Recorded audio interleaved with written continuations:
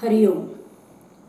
ॐ पार्थाय प्रतिबोधितां भगवता नारायणेन स्वयं व्यासेन ग्रथितां पुराणमुनिना मध्ये महाभारतम् अद्वैतामृतवर्षिणीं भगवतीम् अष्टादशाध्यायिनीम् अम्ब त्वामनुसन्दधामि भगवद्गीते भवद्वेषिणीम्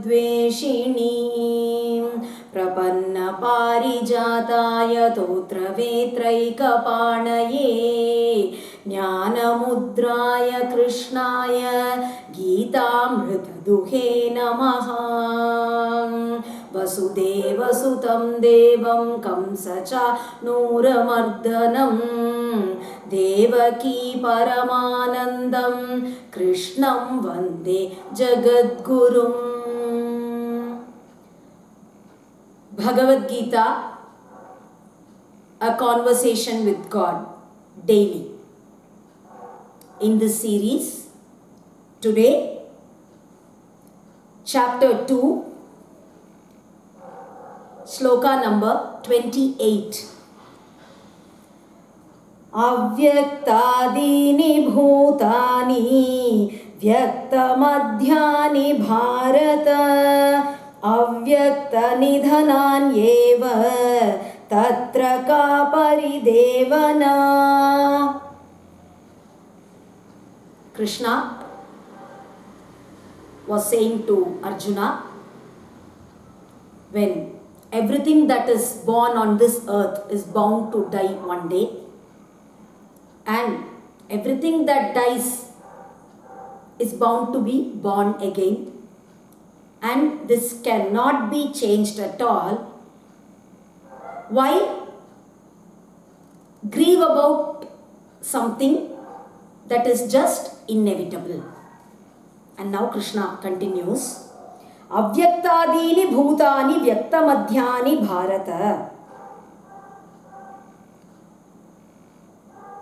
All living beings on this earth,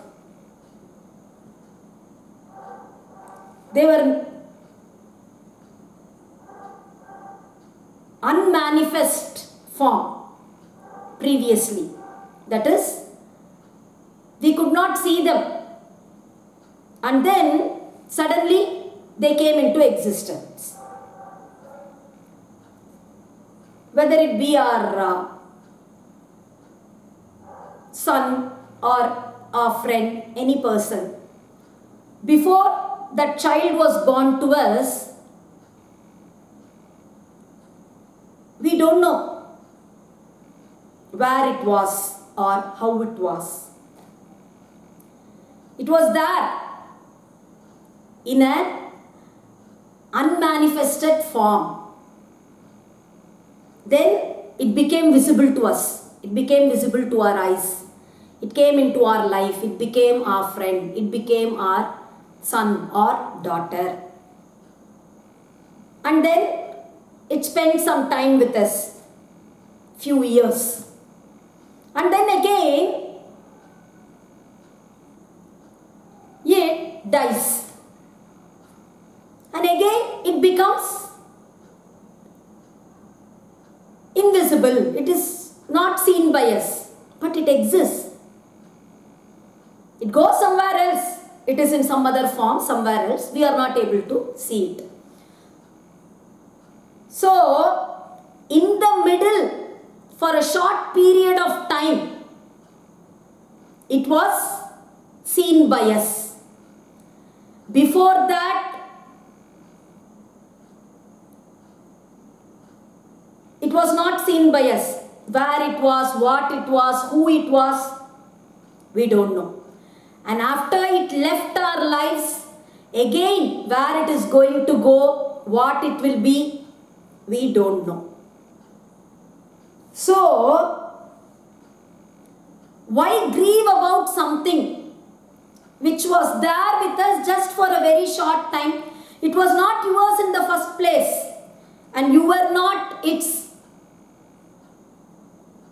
So, why so much grief? See, some beautiful bird, suddenly it appears in our garden, out of nowhere. And it is daily, it comes, it sings beautifully. We enjoy it so much, we keep watching it. And suddenly one day, it's not seen. It stops coming there. So, just for a short period of time, we think, how fortunate we were. This bird, it came to us from nowhere somehow, and then it gave us so much joy. And now it has gone somewhere. That's all, like that. Living beings, they come into our life. From somewhere they came. They are with us for a short period of time. Again, they just go off. Let us have sweet memories about them. Why grieve about that? Next shloka. Ascharyavat pashyati kaschidенam ascharyavat vadati tathaiva chanyah ascharyavat chainam anyashrunoti shrutvapyenam vedana chaiva kaschit. Then the Lord again speaks about the Atma. Ascharyavat pashyati kaschidенam ascharyavat vadati tathaiva chanyah. Some look at the Atma with great wonder. Oh, what an entity! Such a thing exists. It is present everywhere. It can never be destroyed. And it is responsible for everything in this universe. It created everything, starting from the small mosquito, the birds, the animals, man, the devas, the Gandharvas, the galaxies, the mountains, the rivers, air, fire, everything it created. And it actually is the one who gives the fruits for all our actions. Sarva karma phalapradaha. It is that entity which does that. It so perfectly, it knows at what time, at what place, to which person, to which extent some happiness or grief must be given. And it does this for crores and crores and crores and crores of living beings. Oh, such a thing exists. With so much wonder, he looks at it. And some other person, with so much excitement and wonder, speaks about it. Here, I am speaking to you about the Atma. Oh, the Atma. It is like this, it is like that, with so much, such an amazing entity. Somebody else speaks. And somebody else listens about it with so much wonder. You are all listening. You all think, oh, it is like this. I never knew for so long. You are so surprised. Oh, such a strange thing. Is this like this? This is the actual truth. You hear with so much amazement. And there is somebody else who he knows nothing about the Atma.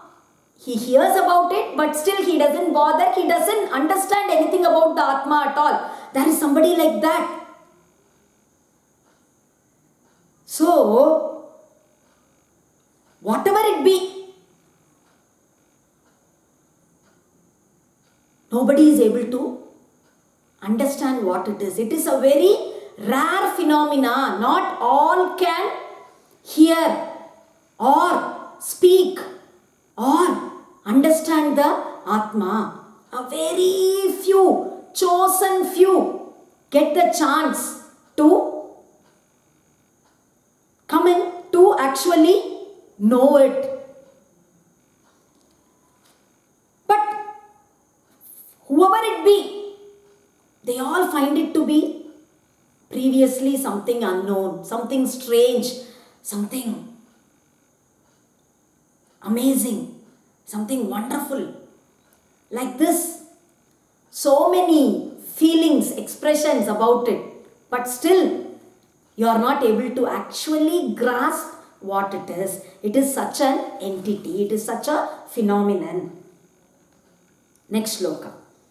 Dehi nityamavadhyoyam dehe sarvasya bharata tasmat sarvani bhutani natvam sochitum arhasi. So, again, the Lord says, Dehi nityam avadhyoyam. The Atma can never be destroyed. It cannot be killed. You kill only the body is only destroyed. The Atma is never destroyed. Always, in the case of all living beings, even if it is the case of a tree, you cut the tree gets dried up, but still the Atma within it lives. So, Arjuna, don't grieve. Don't worry about all living beings. Not just this Bhishmacharya, Dronacharya, or whoever is present here. All living beings, whoever it be. That Atma is not destroyed. It can never be killed. It cannot die. The Atma always lives. It always exists. So Arjuna, don't grieve, says the Lord. With this, we'll stop for today and we'll continue tomorrow. Hari Om.